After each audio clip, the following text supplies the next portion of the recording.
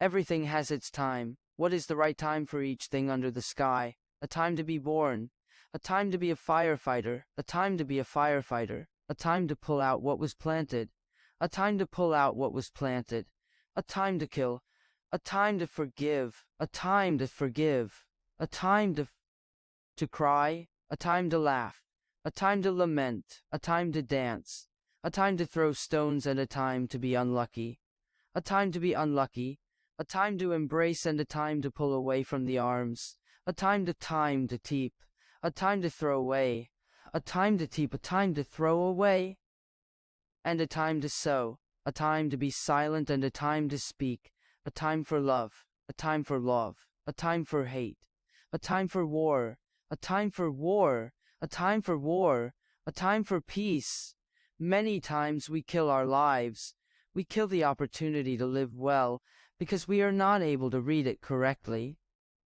Is time? Each day time will ask of us, and it is this attentive look that will give us this condition, this clarity, to perceive what is really happening today. Shouts.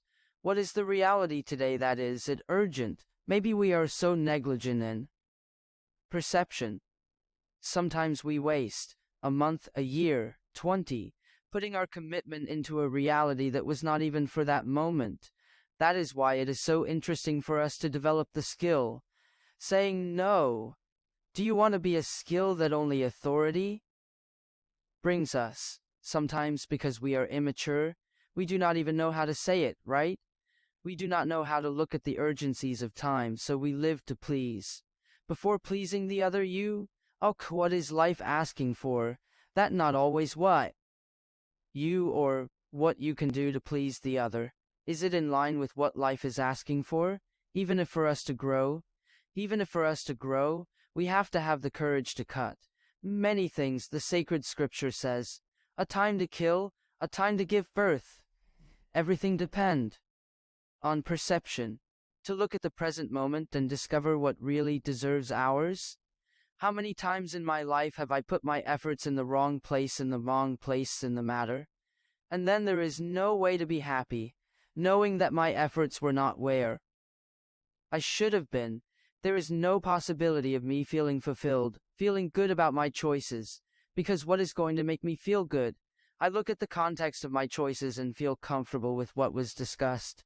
We are very strange to ourselves. It is not strange to the other. No, it is strange to ourselves.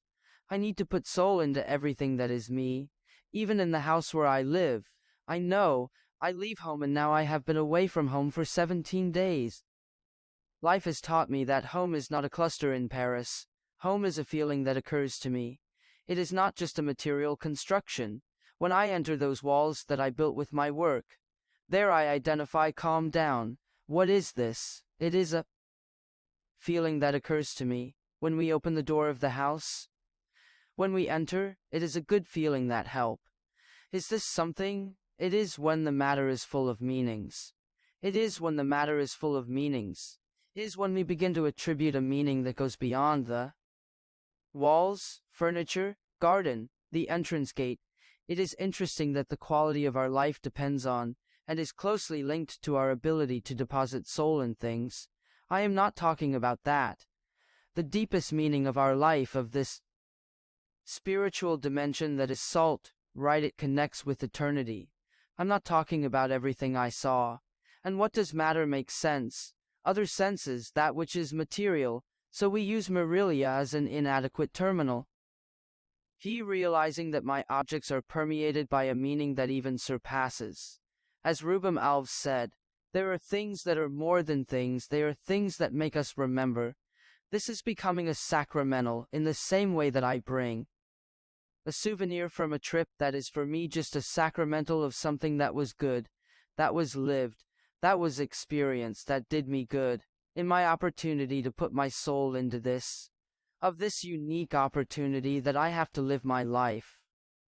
And me, they, now when did I realize that I'm not doing it, because I'm not trying to live well, weakening them, which are precisely to help me live well the very life of the heart. And we often neglect the observance of time,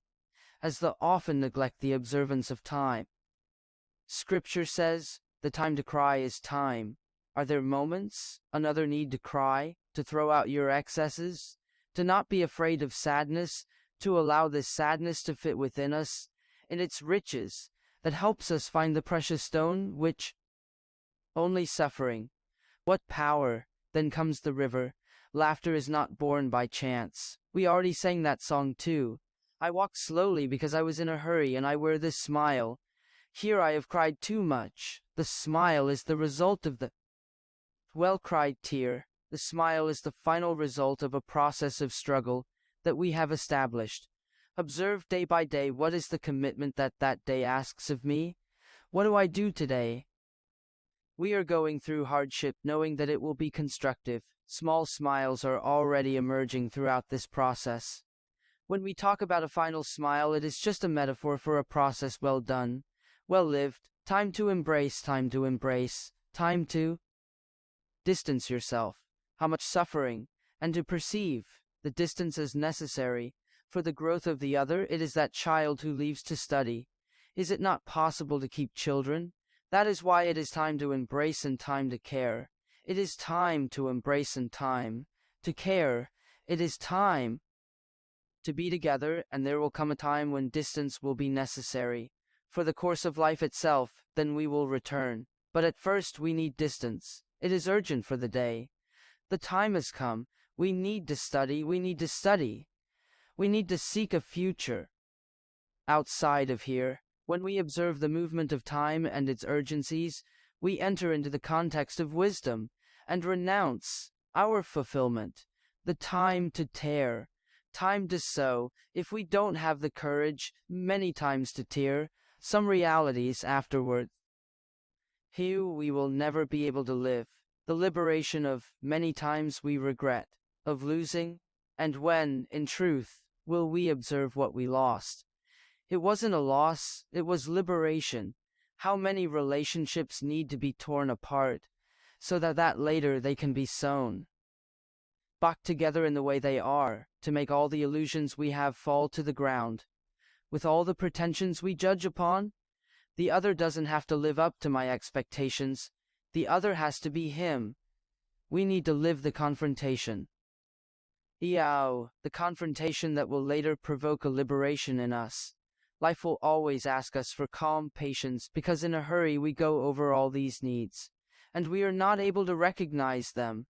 That sometimes life is not working out, it is. Because you don't even know exactly what you need. Sometimes we feel so distressed, so much anguish, and we don't know why. Did we miss the key point? Where it really hides, it's just beginning.